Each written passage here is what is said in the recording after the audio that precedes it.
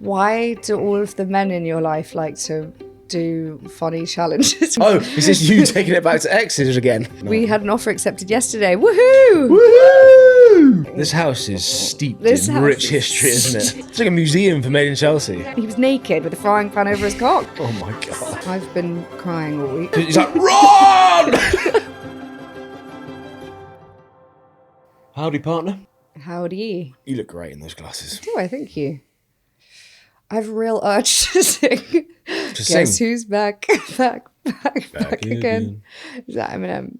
You love Eminem. I'm not sure if I'm an Eminem fan, I'll be honest. He's my whole pass. Yeah. Yes, he is, yeah. Well, can't it be someone like Jake Gyllenhaal, who I actually think is fit?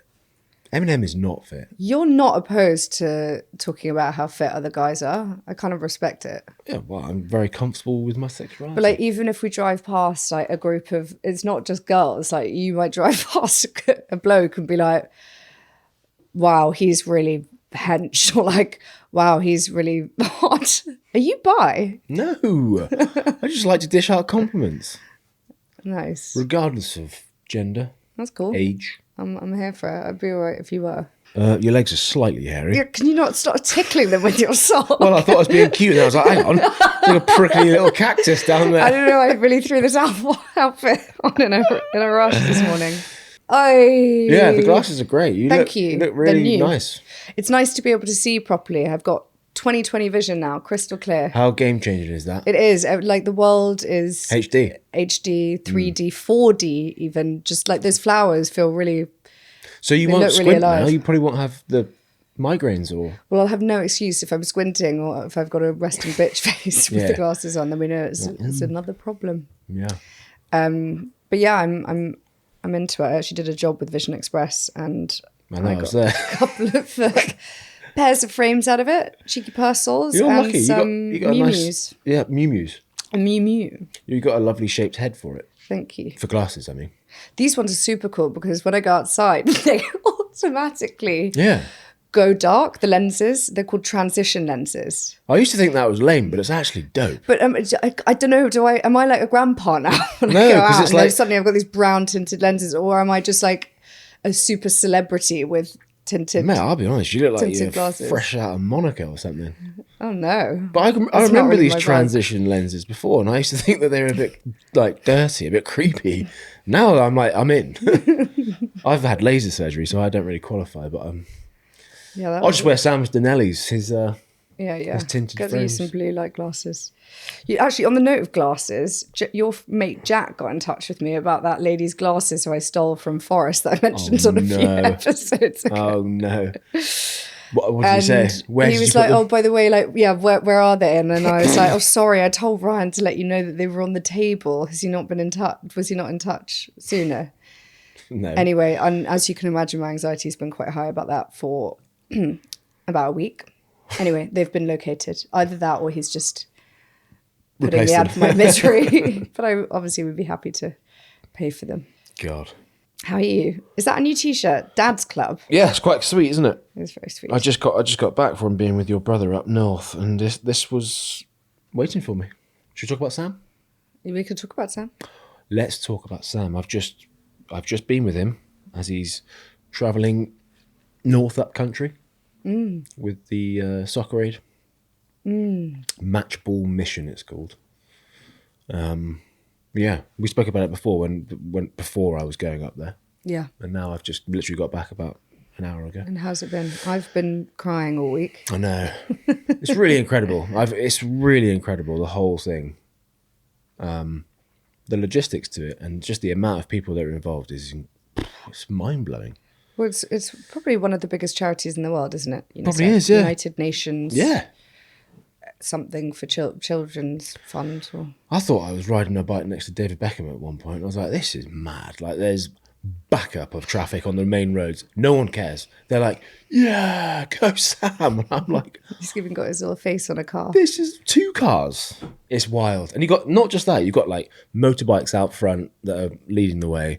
It's like he's the king. You got driving in his Rolls. Mate, you've literally got vans that zoom ahead, block the traffic on a roundabout so that we can crawl around on our bicycles. I'm like, bro, this is insane. I've had so many messages from people saying, why do all of the men in your life like to do funny challenges? Why do they all like to run What do and you do mean, all the horrible men? things? Oh, is this you taking it back to exes again? Oh, no. Yes. No. I was only thinking about you and my brother. You with your desert stuff and then Sam. But yeah, actually, there is something to be said for that. There's definitely a group of you, ex-reality lads. Me and Sam spoke about this last night until late. Because he's in a bit of a tussle with himself. Because he's torn his calf on day one. Yeah. He's really taken it badly, to be honest. He thinks he's now failing in this whole challenge. He thinks that if he cycles or walks, it's not going to carry the same impact and he's not going to raise the money. And we had conversations for hours. Do you know what my retort to that is? That people are so invested in the emotion behind these challenges and the little bits of storytelling along the way. It's less about the actual practicalities of it. So I've loosely followed other people's challenges, or even obviously I kind of closely followed yours. I couldn't tell you. I just knew that day 3 was the hard day, like there was a hard day and there was some marathons going on around. Day 4, but day 3, yeah. Was it day 4? Yeah. Day 4 was the double stage, but go on. Yeah, that's the thing. People are just, like, the layman's out here aren't that interested in the details, the spec. They don't need to know whether it's 5 marathons or whether it's 5 bicycle rides. It's just you're getting from A to B and it's hard. Well, I think that's the key point. Yeah. And it's the struggles that you go along, that you kind of go through to get there that is what resonates with people at home. And also, I think that people like to connect to the realness of it. The realness of it, like the authenticity, like seeing 100%. Someone have struggle, because not many people can do that. But also I find it quite motivating. It makes me want to go out and do a bit of exercise, maybe try running. Also, it feels really nice to get behind somebody. And it's amazing. Actually, we had this conversation a couple of days ago, one of the other times that I cried. I said, I feel like it's amazing that most of the people that are contributing to these hundreds of thousands of pounds that are being donated to this incredible charity probably don't have a lot of money. No, it was true. And that really, really warms me in a way that very few other things do. Yeah, it is incredible. I was only there for a short period of time with your bro, but the stuff I saw was just so moving. There was people. So we arrived into Aston Villa football stadium, and I overheard some of the conversations. I wanted to leave Sam to it because he was interacting really sweetly with all the people waiting for him, and they were telling Sam how they tried their best to keep up with finding him on the route from MK Dons to Aston Villa. They couldn't find him on the road, so they decided to go to the destination, which was Aston Villa, for that day. They stayed there from 2 p.m. until 8 p.m. Just waiting at the finish line. And it was a dad and a daughter, and it was just unbelievable. And Sam really made the daughter feel seen and really special. And I think he's sending her some Denellis because she was wearing some. And I was like, this is doing that. It's those moments where I was like, wow, this is. Yeah, he really has captured the nation even before this challenge. He's got so much support. Well, I think that's one of the reasons why I know that for him, he's worried and he's having doubts over whether he's the right person for the job. And he made a comment to me when I managed to FaceTime you guys saying, it should be someone like Ryan doing this. It should be an athlete. I'm in the dad's club. I'm not. But I think the whole point is that he is really well positioned to do this because he's somebody that is capable of raising the funds. Oh, and absolutely. That's actually what's important. Oh, absolutely. In this instance. Absolutely true. I did try to suggest, try and remove this in your mind. You've got this expectation of yourself to front up and complete this really big physical test. But actually, that's not the primary reason for you being here. You've been selected, you've been handpicked by a massive global organization because you have such a profile, such an influence on people. And you don't need to do anything. And I was trying to quote different movies to get the analogies across to him, but he doesn't need to do anything. He just needs to show up and be himself. Job's done. And it, like 200 grand in 2 days is insane. I've got goosebumps just thinking about it. Like I'd probably raise like 10 quid in 2 days. Well, people struggle to raise thousands for the marathon, and it's insane. It's not easy. It's really actually not easy to fundraise. It's insane. I mean, I know you are proud of him, but wow. Yeah, kudos. Anyway, I want to get on to some things I observed that are quite similar between you and Sam. Mm-hmm. And I guess I'll just fire them straight at you. You both suffer. Well, suffer's the wrong word. You both have this like sense of imposter syndrome when you're doing like really great things. You both obviously have done some great things, and I've seen you in those arenas and spaces, whether it's like JP Morgan presentations or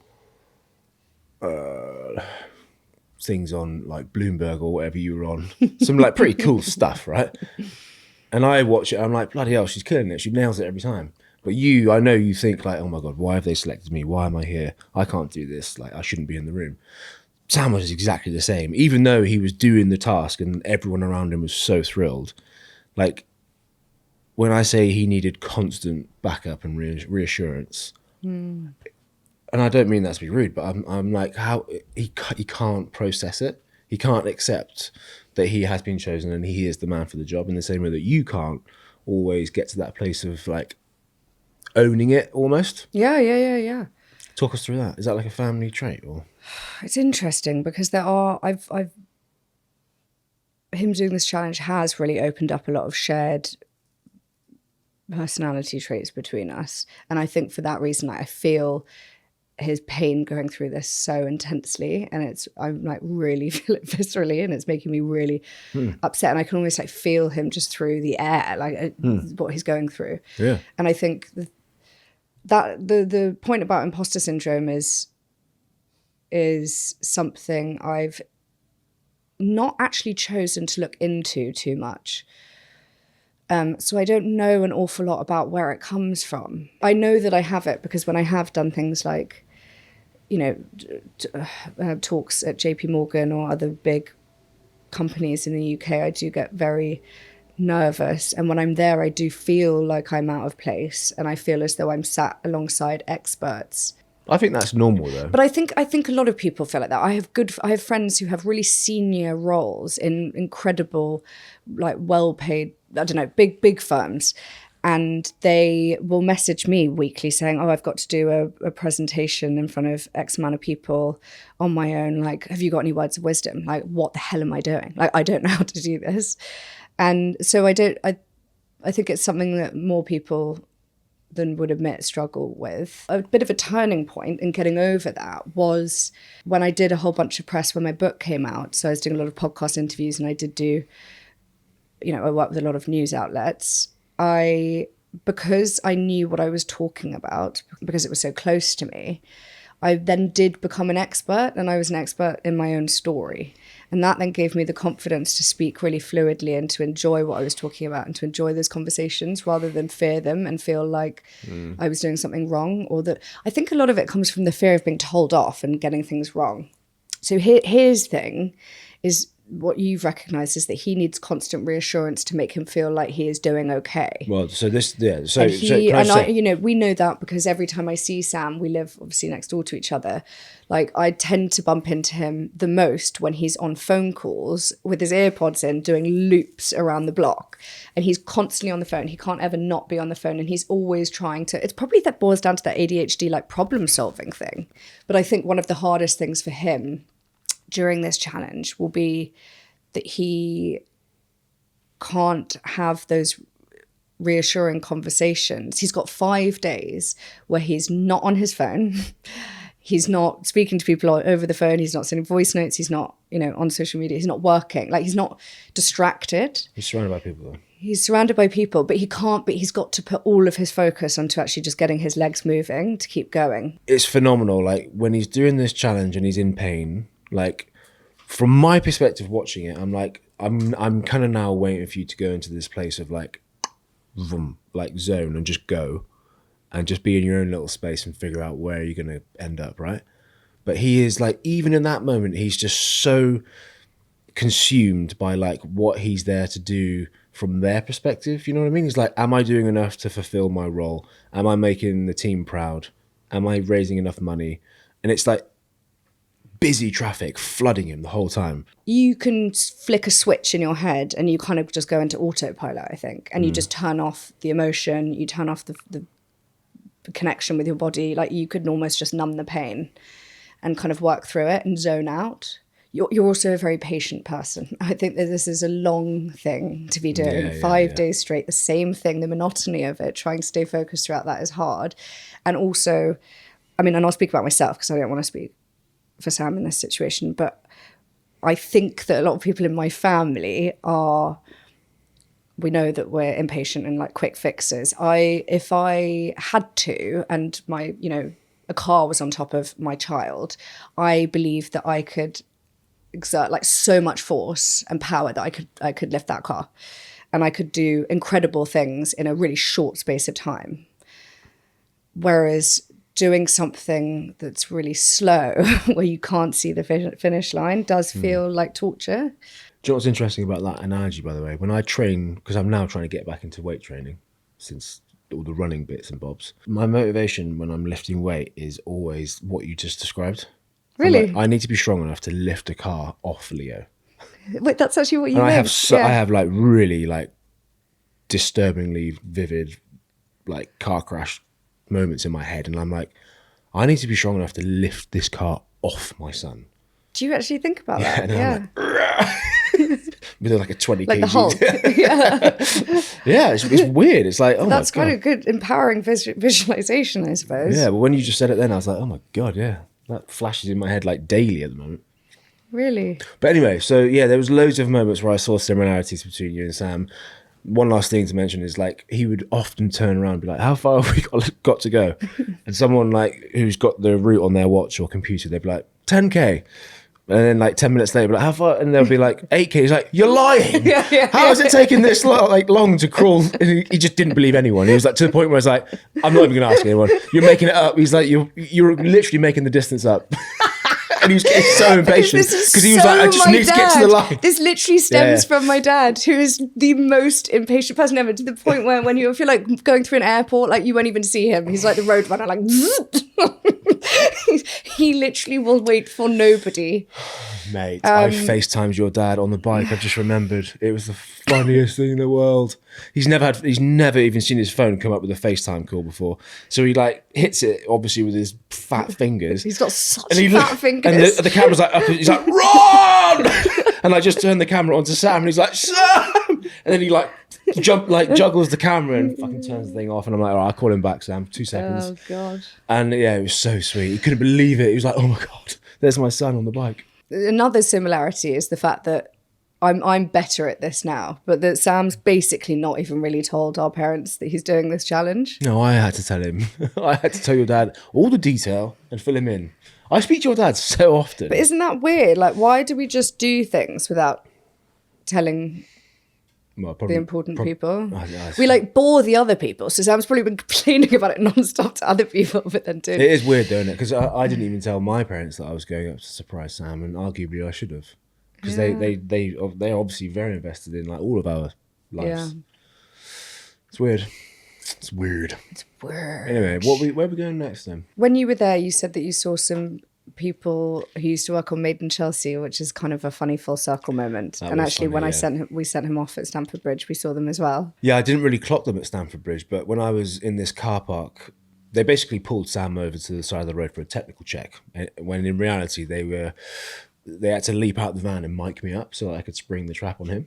And this guy walked over and I was like, Dom, what the hell? I haven't seen you in years. Like, he was like, obviously one of the camera crew from Made in Chelsea. And then when I caught up with Sam and I was cycling on the road, I was like looking at this back of the van that we were following, which was opened up with the cameras. And I was like, Ben B is literally there. And I haven't seen him for like 6 years. And I'm like, am I just back on set with Made in Chelsea? Turns out that the director of the whole thing was Phil in the front seat. And there was another sound engineer there, not Matt, who used to go. Yeah, there was a guy who used to make this hand dryer noise to it. No. It sounds like one of those like Dyson hand dryers. He used to rescue like so many sticky scenes from the Old Maid in Chelsea. When he could see that I was not having a good day, I just hear him in the back of the room like, and I'm like, there's definitely not a hand dryer in this room. That's Matt. It's such an intimate job because these are guys who are like, they were much older than us at the time. A lot of the sound guys that would have to put like microphones down our tops, and like often we were wearing really weird clothes or really tight dresses, and they'd have to be like, can you just put this down your dress and like clip it to your thong? Yeah, I had like the tight like lycra cycling bib shorts, and Dom was like right up in my like personal space, and he was like, "I'm so sorry, mate." I was like, "Dom, don't worry. We've been doing this for years, mate. Get in there."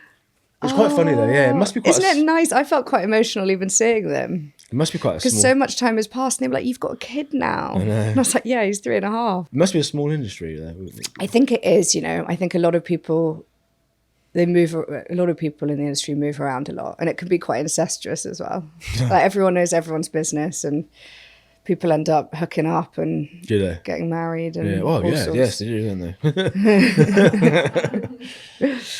That was quite fun though. Yeah, I think Sam actually really liked that as well, because obviously he was in a new environment in the sense that he was like not in his comfortable space, but to see familiar faces right in front of him, it's quite cool. Yeah, but again, it probably like amplified the imposter syndrome, where he was then thinking, "Oh my God, like these are guys that have seen me at my absolute, you know, worst." When he was walking through the door here with Fran Newman, going on a date with Fran Newman Young, who was like really half a foot taller than him, and there was something about, oh my God, I swear he like came into this room before we did the renovation with like a frying pan. He was naked with a frying pan over his cock. Oh my God. Just so weird. And then he like made her a mixtape, and then a mixtape? Yeah, like a CD-ROM with the little, you know, that's so fun, writing on the front, little note. And I remember it was so weird. They'd be like, yeah, just like give it a beat and then go in. And I'd be like, what? So just like, yeah, go in and like see what they're up to while they're like sat on the sofa, like canoodling. This house is steeped in rich history, isn't it? It's like a museum for Made in Chelsea. We could never sell this house. No one would want to buy this house. It'd be like, it's way too public. Oh man. What was this room before? Well, this is when I first moved here. This was the living room, wasn't it? Because that was closed off. So this was. This actually was where we had the TV and the sofa was there. Yeah. This is exactly the door that we then. The door maybe moved. We came in, and then there was There were a lot of really intense scenes on that sofa. Yeah. A lot of bad news. A lot of crying. Tiff used to live in this house when I was here. When I moved here. And she's just had her second baby. And I was speaking to Holly, who I work with, about this yesterday. And she was like, oh my God, Tiff's had her second baby. And I was like, Tiff was hands down one of the nicest people I've ever come across in the industry. She was sweet. Loved her. And we all lived together. It was like a little frat house. And then you had some dude at the top of the house in Leo's bedroom. I was like, what? So much has happened in the last 10 years. There was even the top room, which is now the green room. Oh, that was actually called, that was like the hostel room. So I didn't call it the hospital room. No, you called it the rail room. The rail room. No, not before like it was rails the rail. of coke, but like rails of clothes. No, but before it was the rail room, there were 2 single beds in there. Oh, and it was basically I don't even want to know. No, I didn't do anything weird in there. But you probably did. But strangers would stay the night, like regularly. We had a revolving front door, and people would just come, have a party, randomly sleep upstairs, like 2 single beds, and then they would leave the next day or a few days after. Mate, this is the same chat that Alec gave me when we had that little tussle on camera, because he started to describe the house to me, and he'd be like telling me about the wardrobe and the bathroom. And what do you mean? Do you not remember that? I remember it, obviously. What was he talking about? The wardrobe? Fuck up. Yeah, he was like basically reminding me in front of you that he was not long in this house. And he was like talking about his dressing gown and the wardrobe and all that shit. And I was like, oh, you know what you're doing. Skadoosh! Well, hang on. That was that scene. Yeah. Wait a second. He mentioned the fact that he had his dressing gown in the wardrobes. Yeah.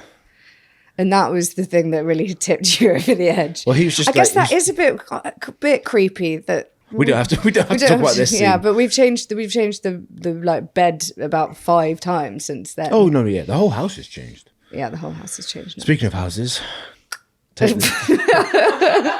Take You're hint. actually supposed to be the smooth one out of us two, so give me a smooth wink. I don't know. My eyes are twitching because they're tired.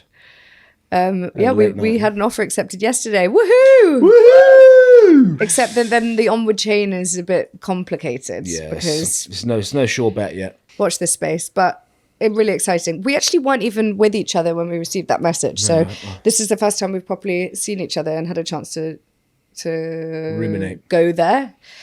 How are you feeling about it? I had a chat with my life coach about it on the Monday. Is she pro or anti? It's not her role to be pro or anti. Okay. As in, she'd never plant seeds. Right. She wouldn't make that like massive decision for me. I think that's the thing about being a good life coach, is it's just an open forum to draw out conversation or things that I need to get out of my head and to like work through them, not to be like, yeah, no, you shouldn't be with him. Or I do know some of my friends have worked with people who have said they should leave their partner. I'm like, I think that's crossing the line. But she thinks that obviously the reason behind all of this is a great idea, given that it's supposed to be like a space for healing. And essentially we're buying a second home because it's the only way we can be boundaried and step away from work. Right, yeah.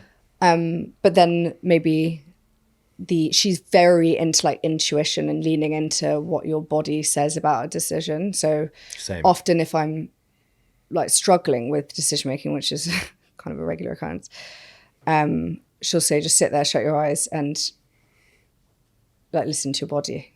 We didn't actually get around to doing that because I didn't have time. The whole like leaning in? The leaning forward or backwards if you stand up. And did you lean forwards? I think because I've just had a few reservations about the compromises. With the other properties that I bought, I've got a bit of a playbook. And I know that all of those decisions have been really sound investments. And I think with this, it feels very, very different. And I have spoken to quite a lot of people about it now. I went to dinner with some girlfriends on Friday and I was umming and ahhing and they were like, yeah, but is this an investment or is this, what's the purpose here? What do you mean by that? Because it's either a financial investment or an investment into your health. So it's an investment into health. And that's really where I need to... that's what I need to accept, that it doesn't matter if it's not a particularly good financial investment because it's going to offer us up so much more in other areas. Where's the priority at this stage in our life? Is it about enriching your portfolio or your life? Or in happiness and health? Absolutely the life and the health. I think Leo's at the age now where we can scoot around in the garden and he can have actual memories from those times, spring, summers, Christmases. It offers a very different lifestyle to what we have here, and to have the option of both is incredible. Yeah. So I've never really viewed this as my brain is not particularly wired like yours in that way, but I've never viewed this as a sort of financial investment. No, but it's been hard because with the other flats that I've bought, I've actually done the majority of I've done a lot more of the steps on my own. Yeah. Whereas this time we've involved a lot of people. Yeah. Like you're involved for one. We've involved the accountant, a financial advisor, a buying agent, and got a lot more people's opinions on it. And actually I found that quite distracting, and it's been really helpful in many ways. Like we wouldn't have been able to actually see anywhere really without the buying agent because we're just too busy. But also it's been hard to kind of like take on board everybody's opinions, especially when they've been quite different. Sure. And then when I spoke to a good girlfriend on Friday night, who was actually the one who introduced me to the buying agent, she was like, yeah, but you realize like buying a house is stressful. Like it's not supposed to be that fun. And I was like, but this has to feel like fun. Like the whole thing has to feel really good because otherwise this isn't our primary home. We're not desperately looking for somewhere to live right now. So I want this to feel really right. Mm-hmm. But then my life coach said, when I said, I basically thought it was crazy that anyone would buy a house having viewed anything less than like 10 to 12 plus properties. Because, and that's also coming from my own experience. Like with other projects that I've been involved with, I've been shown a whole bunch of things and like they have continued to get better every time I viewed something. So there's an argument for like the estate agents. I don't know. I think you're often going to get showed the stock that won't shift. So things that have just been left on the market for ages at the beginning. And if you're going to, you've got to see what you can afford and you've got to make a comparison. And so I do think that we were a bit mad putting in an offer on something in March when we'd only seen 4 or 5 things. We've seen more now. Yeah. My life coach on the flip side bought something that it was the first thing that she'd seen. Yeah, but I'm and it was like off plan, and someone that she knew from work was actually going to be like one of the neighbours, and he was like, oh, there's this great flat that's coming on. Do you want to buy it? And she just walked in and had a good feeling and then bought it. Yeah, but that's great. That really resonates with me. Your superpower is your brain, in the sense that you can like boil it down to turning it into something that's going to pay you back financially and whatever else. Like, that's your superpower. I do not have that in my locker. But what I do have is an instinct, an intuition like that, which I think has led me really accurately and quite right throughout my time. And my point being is that when we went to that house, I nearly said the name of it then, it was just pinging off in my whole system. And that is then what I then came back to in all of these conversations I've had with people, was that Ryan really loved it. And loved it. That's really important and actually quite hard to. But it's easy for some people to like look at that, judge it quite quickly and be like, well, that's just a very impulsive, you haven't thought this through, like you haven't considered the full picture. And I remember having it in my younger years as well. Talk me through your decision making. I guess I can visualize I can feel how I'm going to feel living there. And I can, and when I say feel, I can actually feel the emotions. I can feel the grass under my feet. I can hear the sounds, the smells. Like I can almost experience something that's not happening now. But does that make sense? Yeah. I can feel it. And I can feel it so strongly. When I know, I know. A bit like when I met you. Oh, maybe you didn't know, because you said in a podcast episode when I wasn't here that you didn't love me at the beginning and you don't believe in love at first sight. And I had to watch that back in a clip. My brother said, always choose the cute ones. Which brother? I chose the cute one. That's nice. I could have ended up with some FHM babe. Well, I actually did FHM. Did you? Great. So that's good. You ended up with both. Sweet and sexy. Didn't make it to the cover though, like all my fellow co-stars. Why is there a difference in prescription when you do that on your lens? Why? What did I do? Like that. Oh God, not more of the triple chins that this medication. I'm going to blame it on the medications. For him magazine. Is that what FHM was? Oh, is that what it stood for? It's not him. It's not a thing anymore. No, I know. We're all too PC now.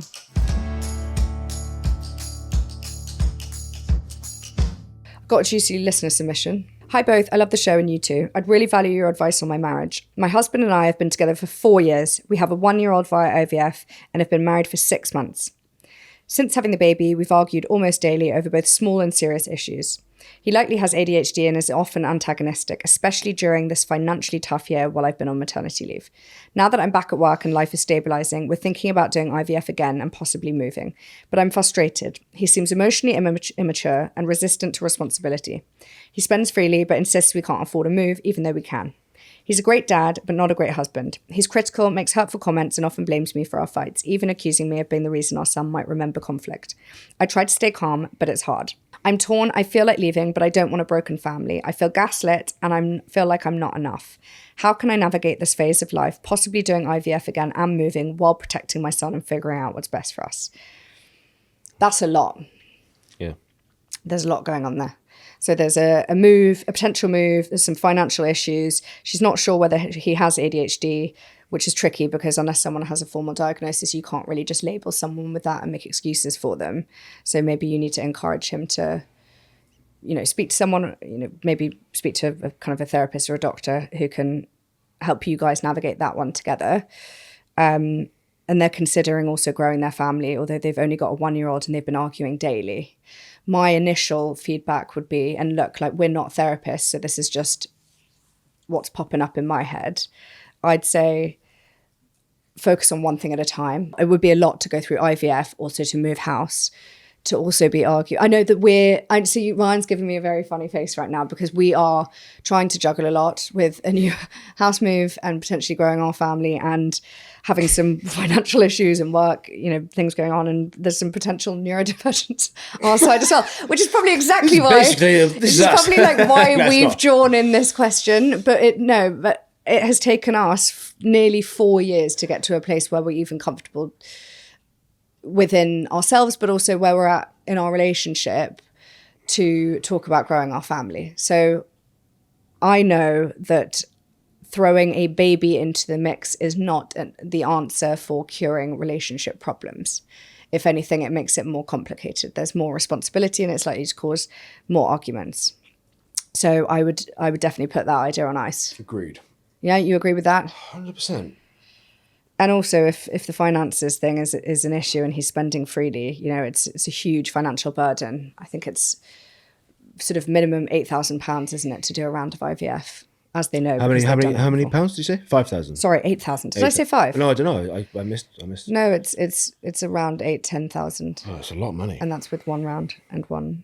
Life is stressful enough for most people, and if you've had a pretty difficult or not the ordinary route to having kids in the first instance, IVF is expensive. There's no guarantees with it. It's pretty brutal on the woman. My point is, I just don't know why you would, within the first year, already think about restarting the clock on that again, adding more pressure to the situation, more stress. Yeah. You mentioned that there was some financial tension with being on maternity leave and he's spending freely. It just sounds like there's so much that they need to get sort of packaged up a lot more neat and a lot more cohesive and collaborative between the two of them. It sounds just a little bit messy. And a baby is not going to fix that, which is what you started by saying. So. And also, she says he seems emotionally immature and resistant to responsibility. Then I think he's going to freak out even more when he has another child to be responsible for.